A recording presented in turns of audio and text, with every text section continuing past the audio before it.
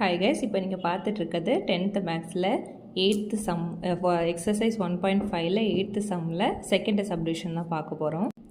f(x), g(x), h(x) மூணு கொடுத்துருக்காங்க. LHS equal to RHS prove பண்ண சொல்லியிருக்காங்க. ஃபஸ்ட்டு f(g(h) கண்டுபிடிக்கிறோம். ஓகேவா? f(g)னா என்னது? f(g(x)ன்னு அர்த்தம். கரெக்டாக? அப்போ g(x) ஃபஸ்ட்டு சப்ஸ்டியூட் பண்ணுவோம். 2x. அடுத்தது f(x) வந்து x2ன்னு இருக்குது. அதுக்கு பதில் f(2x) போடும்போது என்ன ஆகும்? x இருக்கிற இடத்துல 2x நம்ம சப்ஸ்டியூட் பண்ணுற மாதிரி இருக்கும். அப்போ 2x த ஹோல் ஸ்கொயர் இருக்கும். அப்போ 2 ஸ்கொயர் வந்து 4x². அப்போ 4x² அப்படின்னு இருக்கும். ஓகேவா? f(g(h) f(g(h)னா f(g(h)(x) அப்படின்னு வரும். கரெக்டாக? அப்போ h(x) வேல்யூ நம்மளுக்கு ஆல்ரெடி தெரியும், x+4. ஓகேவா? f(g) வந்து நம்மளுக்கு ஆல்ரெடி தெரியும், 4x².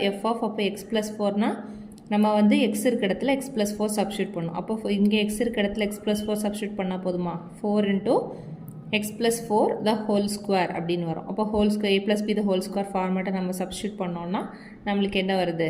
x² + 16 + 8x. அது வந்து இந்த 4 வந்து உள்ளே எடுத்துகிட்டு போயிருக்கோம். நம்மளுக்கு ஃபர்ஸ்ட் இக்குவேஷன் கிடச்சிருக்கு. ஓகேவா? அடுத்தது RHS பகுதிக்கு வரோம். f(g(h). அப்போ ஃபஸ்ட்டு ப்ராக்கெட்டில் உள்ளதை நம்ம எடுக்கணும்.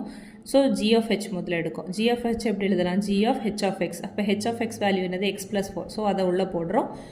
g(x) அது இருக்க இடத்துல g(x+4) இருக்குது. அப்போது அங்கே g(x)ல் வந்து 2x இருக்குன்னா அப்போ 2 × x+4 அப்படி வரும். அப்போ உள்ளே சப்ஸ்டியூட் பண்ணோன்னா 2x + 2 4s are 8. ஓகேவா?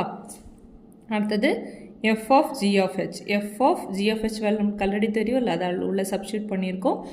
f(x)ல் அப்போ நம்ம இதை சப்ஸ்டியூட் பண்ணோன்னா x². அப்போ 2x + 8 த ஹோல் ஸ்கொயர் வரும். அதை உள்ளே சப்ஸ்டியூட் பண்ணும்போது நம்மளுக்கு அது வருது.